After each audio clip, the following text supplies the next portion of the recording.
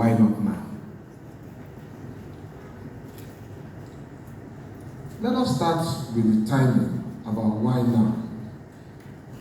My view is that in the history of human civilization, there's probably no time like now that talent is being rewarded on an unprecedented scale.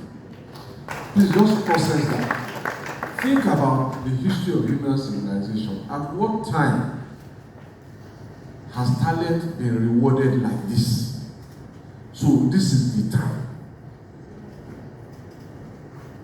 Many of those whose talent is receiving reward and recognition today were not those who did the hard work.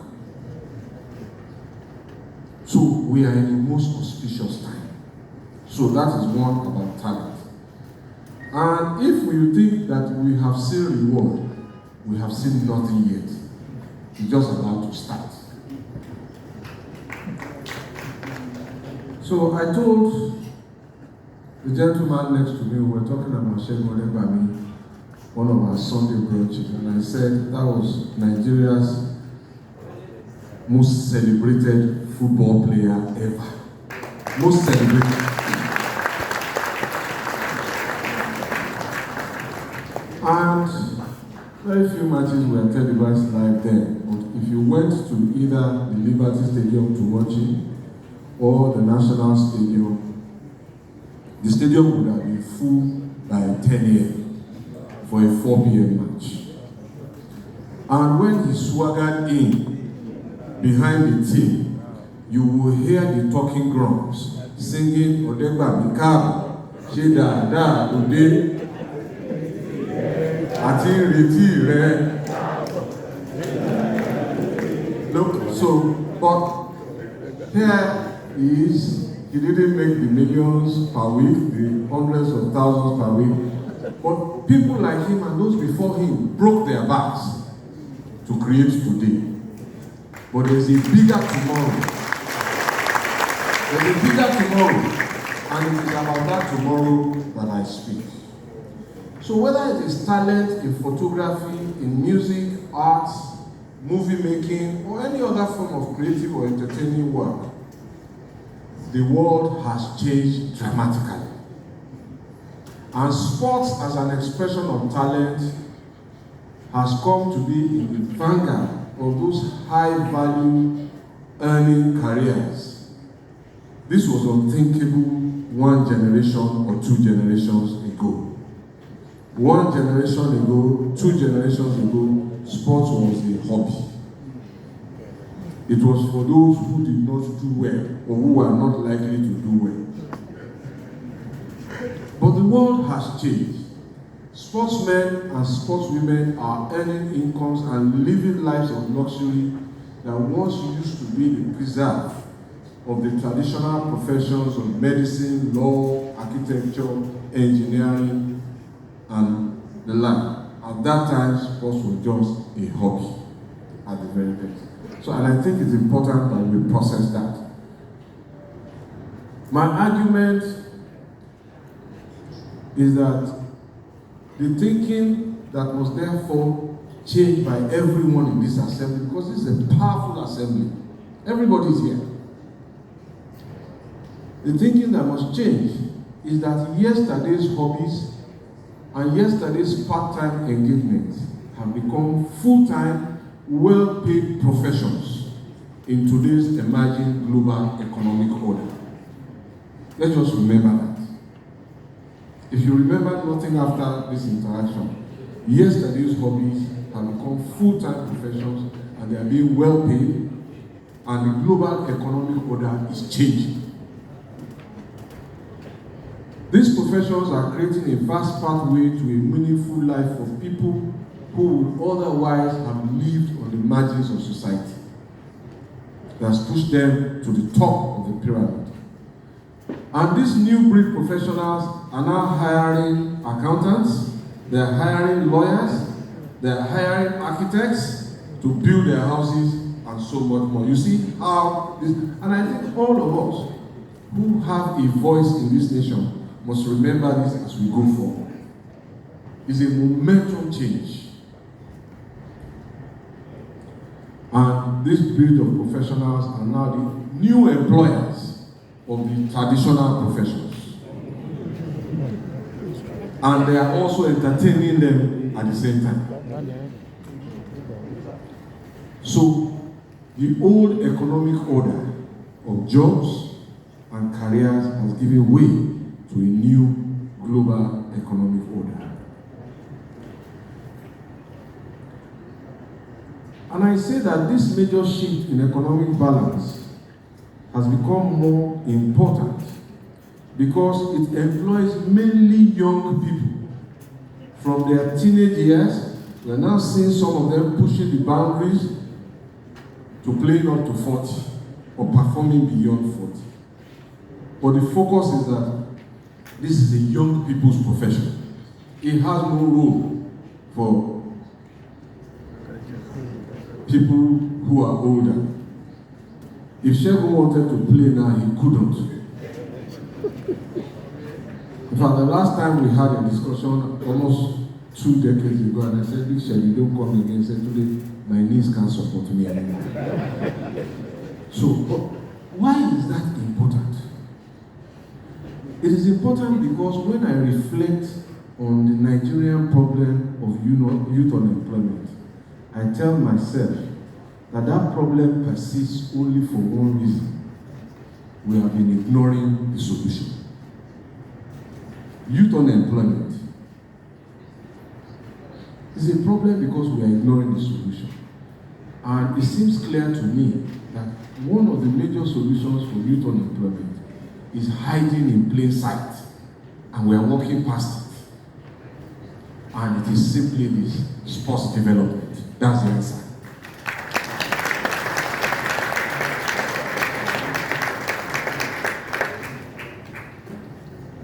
So, if we reflect on the number of people that music, film, fashion, and photography is now employing, and we reflect on the possibilities that lie in sports, it will be clear what we have missed. So, I do a quick example of Mumuni Alao and sports-based employment. Complete Sports and Complete Football has provided him a career that lasted over 3 decades, and many more who worked in that one company. So can you imagine what would have happened if there were 100 such companies?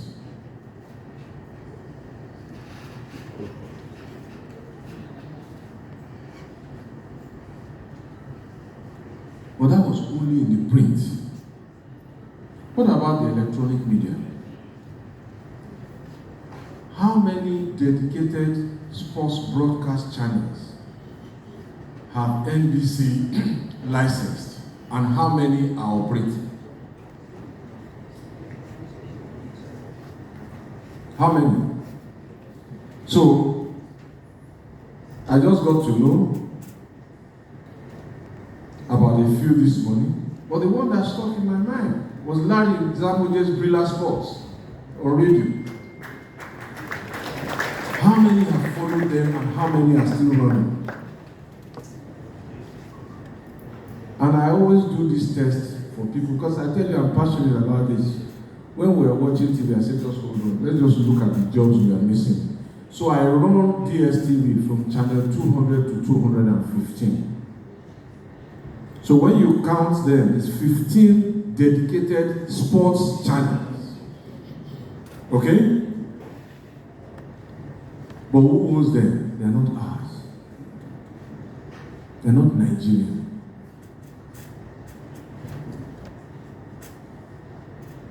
But look at the number of reporters, cameramen, scriptwriters, producers.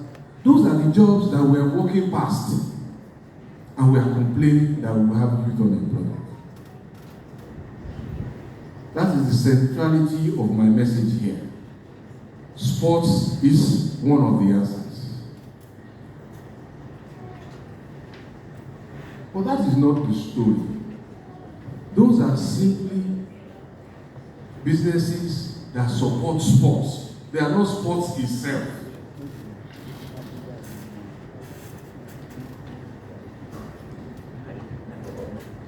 But just think about the number of jobs that are behind Sky Sports News, ESPN, The Zone, Bein Sports, Fox Sports, and if we could create ours in multiples.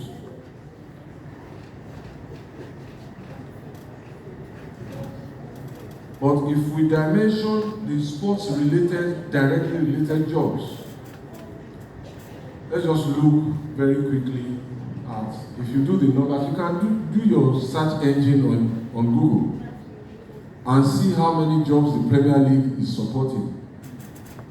Before Manchester United started cutting its staff strength by about 250 people, they were employing 1,100 people, one football club.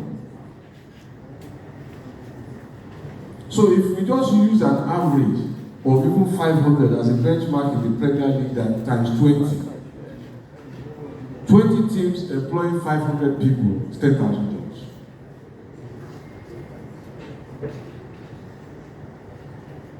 And who are these people? Young people. And if you Google the types of sports-related jobs, coaches, scouts, psychologists, nutritionists, physiotherapists, the list is almost endless. There's a new job career that has emerged, lifestyle agents. What do? Eti Messi has just relocated with his family from Enugu to Onitsha, and he's not going to be bothered about where they are going to live, which school his children are going to go. That's a lifestyle agent and his wife going to sort that out. It's a job, and it's a full-time paying job.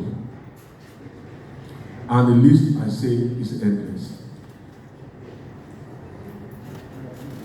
And, we now see the kind of incomes, and I read some of the stories when they calculate what Osimhen just got contract, then they calculate it into billions.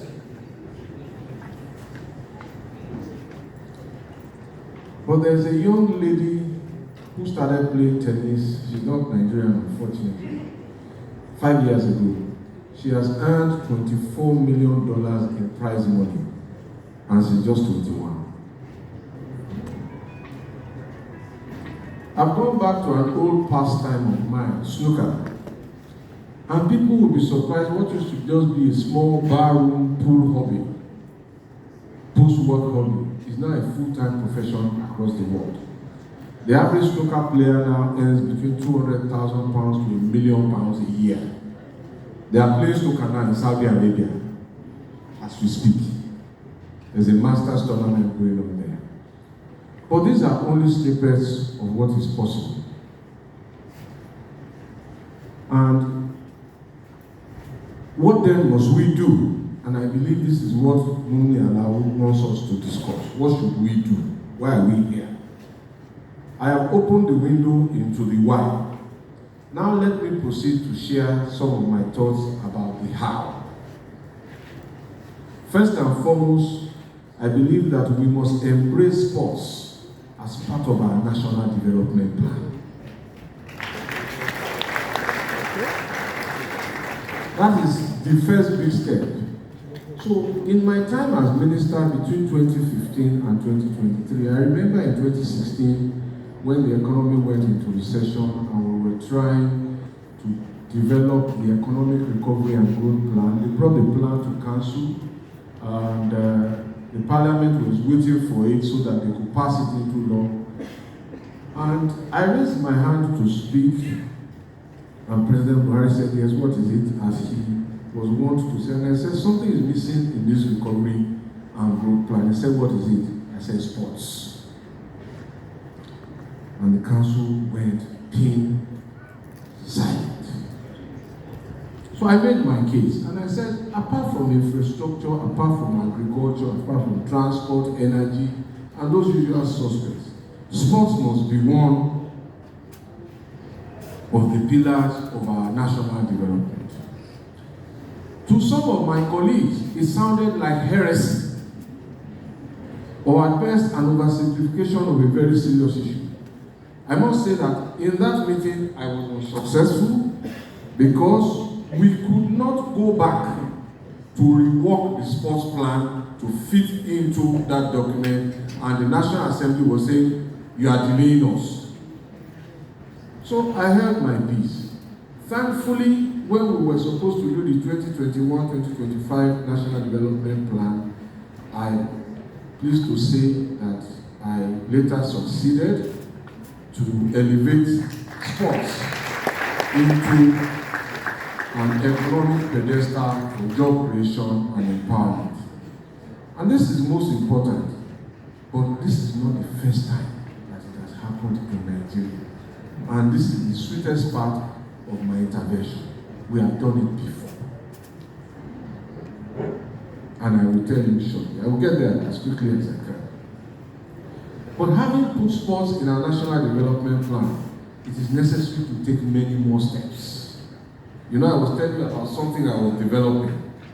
But let me just highlight some of those steps very quickly. The first one, and I think this assembly can do that one, or start it. No one can own this thing. It's an all of a nation effort. But I think this assembly can start it. The first is to create an all-of-country awareness. All-of-country awareness. Using every media portal possible. That as a people, we are committed to optimizing the enormous possibilities of sports.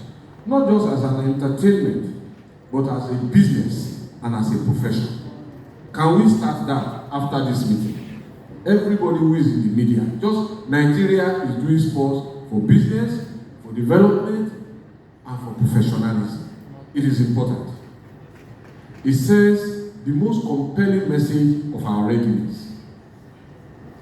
The second thing I think we must do, we must develop the manpower capacity for training talent, nurturing talent, optimizing their potential into positive outcomes. That's also job creation. This will involve a full review of our education curriculum from primary school through secondary schools, polytechnics, and universities. It will involve the National Union of Teachers, through especially the physical education teachers. It will involve the Association of Nigerian Principals. It will involve the National Universities Commission to develop faculties for specializing in sports education in universities where they do not already exist. I remain mindful of cadet and amateur sports as distinct from professional sports and how they can feed into each other. But this platform does not allow me to go into much detail. Whilst I was preparing this, I did a very quick search about the number of physical education teachers that exist in Lagos. The records suggest that there are 747 of them in 406 schools. And they have specialties with degrees in subjects such as BSc education, in human kinetics, in physical education, and in health education.